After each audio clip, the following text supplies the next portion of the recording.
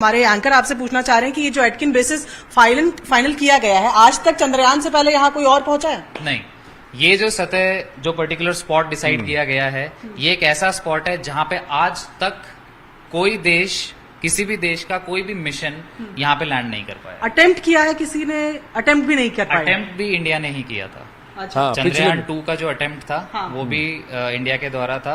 और उससे पहले मैं आपको बताऊं तो 3 देश ऐसे हैं जैसे चाइना, रशिया और अमेरिका, जो यहाँ पे ऑलरेडी लैंड कर चुके हैं। साउथ पोल पे नहीं, बट दूसरी लोकेशंस पे वो ऑलरेडी लैंड कर चुके हैं। बट अगर साउथ पोल पे इंडिया की लैंडिंग होती है तो it will be the first in history and historic.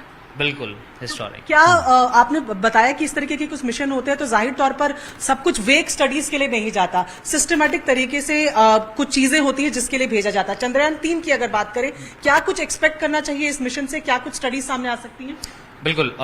जब भी आप कोई मिशन भेजते हैं कहीं पे, तो आपके एम डिसाइडेड होते हैं पहले से कि हमें इन पर्टिकुलर फील्ड की स्टडी करनी है। ऐसे ही चंद्रयान 3 के लिए भी अलग अलग हमने सेंसर मान लीजिए, डिवाइसेस मान लीजिए, हमने डिवाइसेस वहाँ पे लैंडर में, रोवर में लगा के भेजी हैं, जिनको जब वो वहाँ पे जाएंगे, लैंडर जब लैंड करेगा उसकी डिवाइसेस अपना काम करेंगी, रोवर जब बाहर निकलेगा उसकी डिवाइसेस अलग काम करेंगी।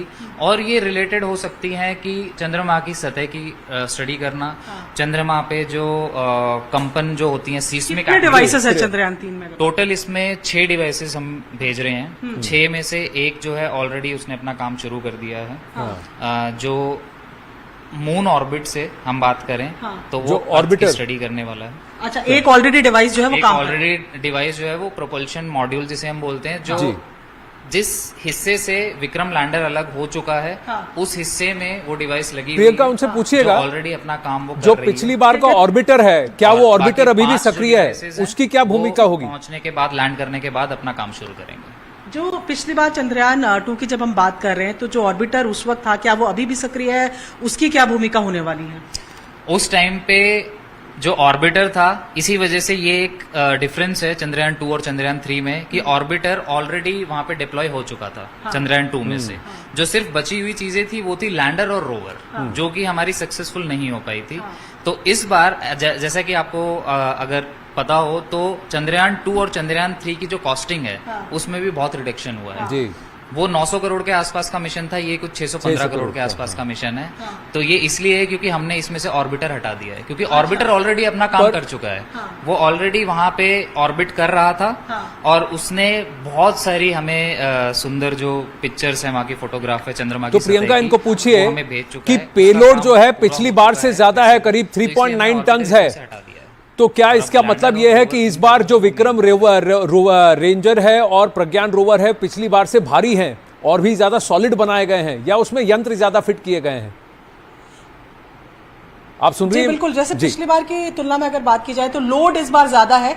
विक्रम लैंडर की भी बात करें, रोवर की भी बात करें, तो इनका वजन ज्यादा बनाया गया। तो ये सेफ्टी पर्पज से है या इसमें कुछ और एडिशनल ऐसे डिवाइसेस हैं जो स्टडीज के लिए काम आएंगे? क्या कारण लग रहा है? एक तो इसको थोड़ा और मजबूती देने के कारण इसमें एडिशंस किए गए थे। क्या ये पिछली बार की जो लैंडिंग सॉफ्ट नहीं पाई थी उससे भी एक लेसन है? जी, उससे एक लेसन है, क्योंकि जब आप किसी चीज को स्ट्रांग बनाते हैं, मजबूत बनाते हैं, या तो आप मटेरियल चेंज करते हैं या फिर आप उसका वजन थोड़ा बढ़ाते हैं, थोड़े और स्ट्रांगनेस के लिए थोड़ी और चीजें ऐड करते हैं। तो जैसे रोवर की अगर मैं बात करूं, कुछ 26 किलो के आसपास का ही हमारा रोवर रहेगा जी। और लैंडर अलग है, उसके लेग्स को मजबूत बनाया गया है, तो इसलिए जो पेलोड है इसका थोड़ा सा वजन बढ़ा है।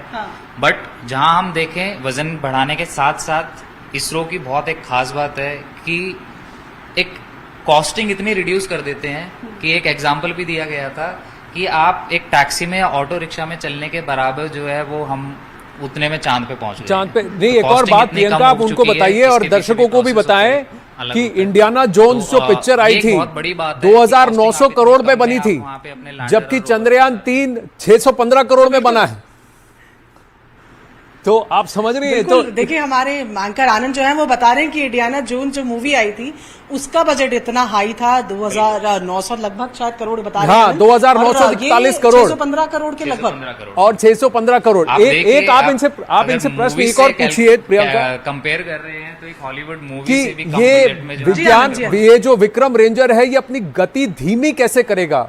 और कितनी गति तक ये इंपैक्ट झेल सकता है? जब अगर मून के सरफेस पर एक पर्टिकुलर फोर्स से अगर वो लैंड भी करता है, पिछली बार के मुकाबले कितना वो झेल सकता है ताकि वो फिर भी टिका रहे? और अगर हॉरिजॉन्टली अगर गिरता भी है तो क्या ये अपने आप सीधा होने की क्षमता रखता है, वर्टिकल होने की, अपनी टांगों पर खड़े होने की क्षमता रखता है? जी बिल्कुल, ये सवाल जो है ये बेसिकली ये है कि जो विक्रम लैंडर की हम बात कर रहे हैं, सबसे पहले तो ये कि क्या अगर इन केस ये इसकी गति धीमी कैसे होगी? वर्टिकली गिर जाए, अगर इस तरीके के लैंडिंग, तो ये पहला सवाल तो मैं ये पूछती हूँ कि क्या खुद ये खड़ा हो सकता है, क्या उसके बाद रोवर बाहर निकल सकता है, या it has to stand still? ये इसको स्टिल स्टैंड होना पड़ेगा। हाँ। क्योंकि अगर इसका संपर्क टूटा हाँ। तो कमांड नहीं जा पाएगी हाँ। रोवर के पास। और क्योंकि रोवर से एक प्लेटफॉर्म बाहर निकलना है और उस प्लेटफॉर्म की एक जगह है हाँ। जहां से वो Decided रैंप है। है, हाँ। वो रैंप जहां से खुलेगा, जहां से निकलेगा, हाँ। तो उसके लिए उसका डिजायर्ड पोजीशन में कि हाँ। जो पोजीशन हमें चाहिए उसका उस पोजीशन में वहां पे खड़ा होना जरूरी है। क्योंकि अगर वो टेढ़ा हुआ या गिर गया किसी तरीके से तो रैंप तो आप मान लीजिए कि एक बार को चलो निकल आए, हाँ। बट रोवर बाहर कैसे आएगा? और हम नेगेटिव क्यों सोचें? नेगेटिव की बात नहीं, इसमें यह है कि क्या इस बार उसमें फजी लॉजिक ऐसा ऐड किया गया है? स्पीड, हाँ जी। इसके टोटल आप मान के चलिए कि जब रॉकेट ऊपर जाता है एक थ्रस्ट डेवलप करता है वो ऊपर जाने के लिए, यही प्रोसेस जो है हमारा विक्रम लैंडर यूज करेगा अंदर पहुंचने के लिए, लैंड करने के लिए। ये जिस डायरेक्शन में मूव करेगा उस डायरेक्शन में थ्रस्ट डेवलप करेगा। हाँ। और उसको एक ब्रेकिंग के तौर पे यूज किया जाएगा। ठीक है। क्योंकि ग्रेविटेशनल फोर्स या बहुत कम है मून की, आप ये मान के चलिए। तो अगर आपको ब्रेकिंग मैकेनिज्म लगाना है एयर में, अगर आप हवा में ब्रेक मारना चाहते हो, हाँ। तो उसके लिए कुछ चीज पॉसिबल नहीं है सिवाय इस चीज के कि आप विपरीत दिशा में एक अपने इंजन ऑन कर दीजिए। हाँ। ताकि ब्रेकिंग हो जाए। और हम यही कोशिश करेंगे कि वो बहुत स्मूथली हो। हाँ। और कम से कम स्पीड में वो जाके लैंड करे, जिसे हम सॉफ्ट लैंडिंग बोलते हैं, जो लास्ट टाइम रह गई थी। लेकिन इस बार पूरी उम्मीद है हमें कि सॉफ्ट लैंडिंग